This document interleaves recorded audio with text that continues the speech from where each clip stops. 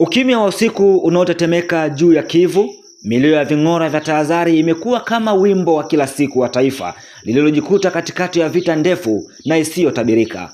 Huku dunia ikizidi kugawanyika kwa misimamo, Rais wa Ukraine Volodymyr Zelensky amefanya hatua mpya ya kidiplomasia yenye uzito mkubwa, akiandika barua ya moja kwa moja kwenda kwa Rais wa Marekani Donald Trump na bunge la Marekani, akiomba msaada wa dharura wa mifumo ya ulinzi wa anga, hasa makombora ya Patriot Pak-3 ili kukabiliana na wimbi jipya la mashambulizi ya makombora ya nchini Urusi.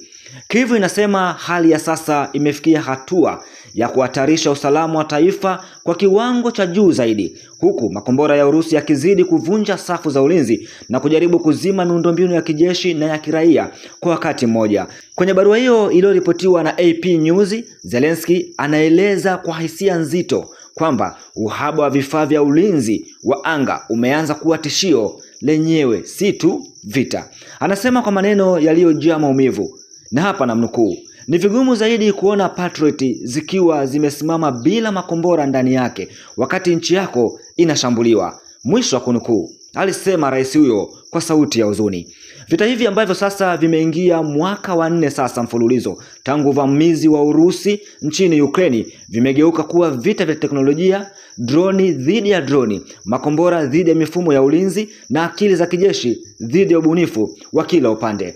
Ukraine inasema imeongeza kiwango cha kuzuia droni hadi zaidi ya 90%, hatua inayotokana na uzoefu mkubwa wa vita na pia msaada wa kiufundi uliotolewa kwa baadhi ya nchi washiriki, ikiwemo katika eneo la Mashariki ya Kati na hata kambi za kijeshi za Marekani.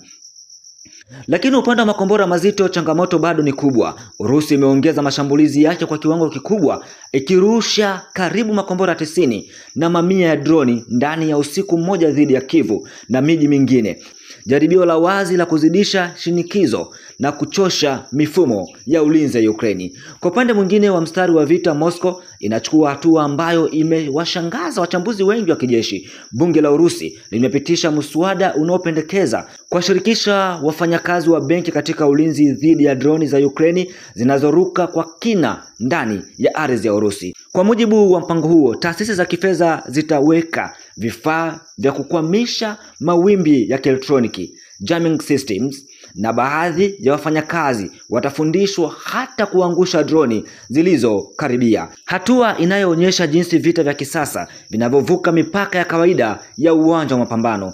Mchambuzi wa kijeshi Thomas Whitcomb wa Royal United Service Institute amesema hatua hiyo inaonyesha wazi kuwa mfumo wa ulinzi wa Urusi unakabiliwa na changamoto kubwa zaidi. Na hapa namnukuu: "Ukiwa na ulinzi madhubuti wa kijeshi, huna haja ya kuwapa wafanyakazi wa benki silaha au mafunzo ya kupambana na droni." Mwisho wa kunukuu. Wakati huo taarifa za kijasusi kutoka Uingereza kupitia mkuu wa GCHQ Anne Gesti Butler zinaongeza picha mabadiliko ya nguvu. Anasema kwamba rais wa Urusi Vladimir Putin anarudia nyuma kwenye uwanja wa vita, akiongeza kuwa takriban wanajeshi 500,000 wa Urusi wamepoteza maisha tangu mwanzo wa vita hii. Kauli hizi zinakuja wakati kila upande ukijaribu kuonyesha kuwa bado una nguvu, hata kama uhalisia wa vita unaonyesha uchovu unaongezeka kila siku. Zelensky pia ameonya kuwa vita vingine vinavyojitokeza duniani, hasa katika Mashariki ya Kati na maeneo ya bahari ya Hormuz, vinaweza kuanza kuvuta macho na rasilimali za Marekani na washirika wake mbali na Ukraine. Hali hiyo inaongeza hofu Kyiv kwamba msaada wa kijeshi unaweza kupungua wakati muhimu zaidi wa vita hii. Wakati uwanja wa vita wa kilomita 1250 unaogawanya mashariki ya Ukraine, hakuna upande katika uwanja wa vita wa kilomita 1250 unaogawanya mashariki ya Ukraine, hakuna upande ulioweza kupata mafanikio makubwa ya kimkakati.